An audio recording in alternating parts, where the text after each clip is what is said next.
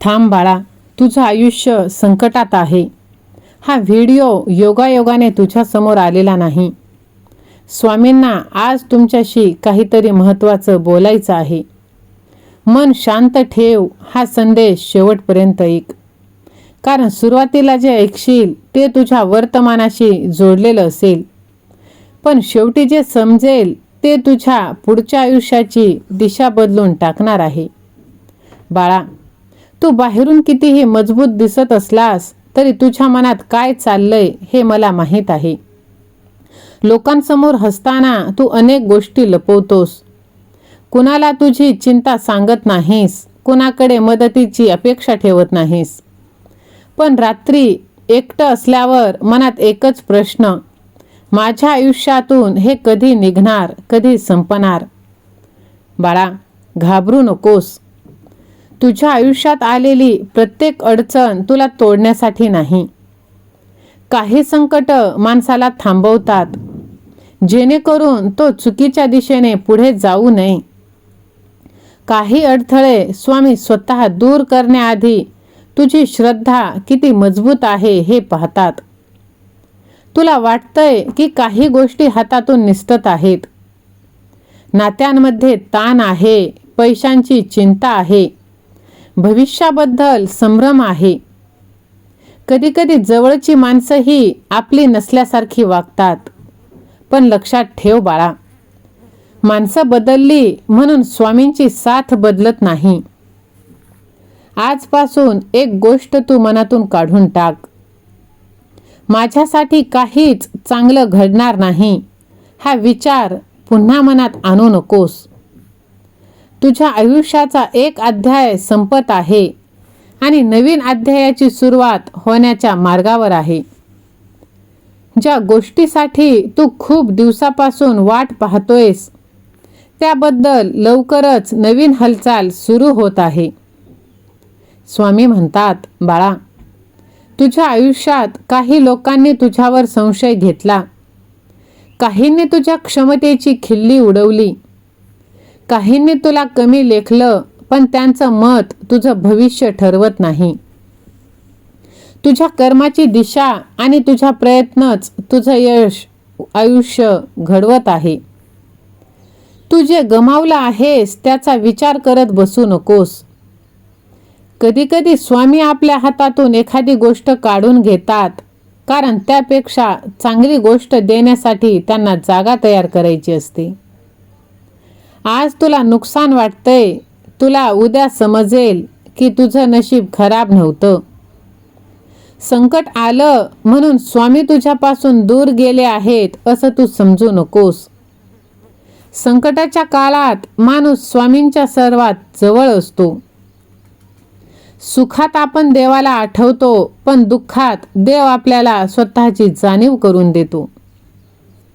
आता तू फक्त एवढंच म्हण, हे स्वामी आई, माझ्या मनाला स्थैर्य दे, माझ्या बुद्धीला योग्य दिशा दे, माझ्या कर्माला शक्ती दे आणि माझी साथ कधीच सोडू नकोस. विश्वास असेल तर देव माझ्या पाठीशी असे टाईप कर आणि हा व्हिडिओ शेवटपर्यंत लक्ष देऊन ऐक. चमत्काराची वाट पाहू नकोस. स्वामींचं नाव घे आणि त्याचबरोबर योग्य निर्णय घेण्यासाठी स्वतःही प्रयत्न कर. तुला वाटतंय की वेळ तुझ्या विरोधात आहे, पण वेळ कधीच कायम एकसारखी राहत नाही. काल ज्यांनी तुला दुर्लक्ष केलं, उद्या तेच तुझ्या प्रगतीकडे पाहतील. आज तुझ्यासमोर एक नवीन परीक्षा येणार आहे. त्यावेळी तू घाबरू नकोस, घाई करू नकोस, चुकीच्या व्यक्तीवर विश्वास ठेवू नकोस, रागाच्या भरात निर्णय घेऊ नकोस. कारण तुझ्या आयुष्यातील पुढचा टप्पा फक्त नशिबाने नाही तर तुझ्या निर्णयाने सुद्धा ठरणार आहे. स्वामी म्हणतात, बाळा, तू कितीही थकला असशील तरी आशा सोडू नकोस. तुझ्या आयुष्यात अजून खूप काही बाकी आहे. ज्या दिवसांची तू कल्पनाही केलेली नाहीस असे सुंदर दिवस तुझ्या वाट्याला येणार आहेत. फक्त आजच्या अंधाराला पाहून उद्याचा सूर्य विसरू नकोस. एकच गोष्ट मनात ठेव, संकट माझी परीक्षा घेऊ शकतं, पण माझा विश्वास हिरावून घेऊ शकत नाही. स्वामींचं नाव घे, मन शांत ठेव, चुकीच्या मार्गापासून दूर राहा आणि तुझं कर्म प्रामाणिक ठेव. कारण बाळा, तुझी कहाणी इथे संपलेली नाही, तर खरी सुरुवात अजून बाकी आहे.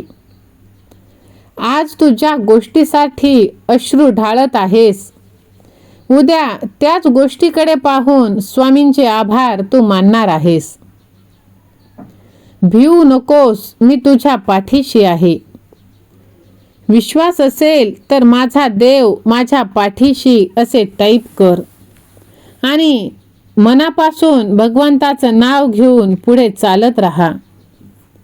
होय माझ्या लेकरा, तुझा प्रत्येक दिवस परिपूर्ण असेलच असं नाही, पण प्रत्येक दिवस तुला अधिक मजबूत बनवत आहे.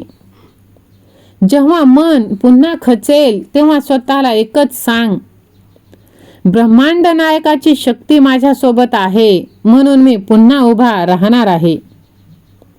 बाळा, कधी कधी देव उत्तर देण्यासाठी स्वतः समोर येत नाही.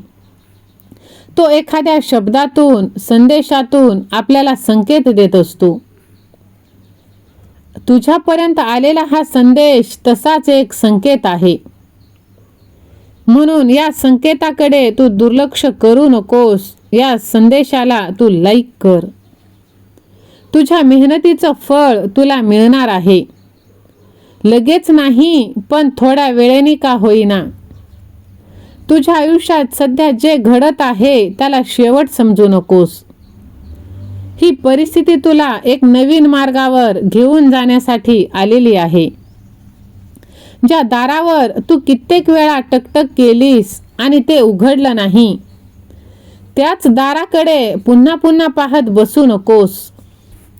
कारण त्यापेक्षा स्वामी तुला वेगळं दार उघडण्यासाठी तयार करत आहे. तू काही लोकांसाठी मनापासून चांगलं केलंस, त्यांच्यासाठी वेळ दिलास, मदत केलीस, त्यांच्या अडचणीत उभा राहिलास. पण जेव्हा तुला आधाराची गरज पडली तेव्हा काही लोक मागे हटले.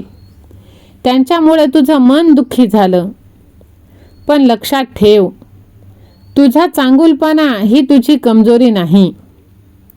प्रत्येकाला आपलं मन सांगण्याची गरज नाही. शांत रहा, योग्य वेळी योग्य पाऊल उचल. तुझ्या सर्व चिंता आता दूर केल्या जाणार आहेत. तुझ्या हातात सगळं आहे हे तू स्वीकार कर आणि भगवंतावरती सर्व काही सोडून दे. भगवंत तुझ्या सर्व इच्छा पूर्ण करणार आहेत.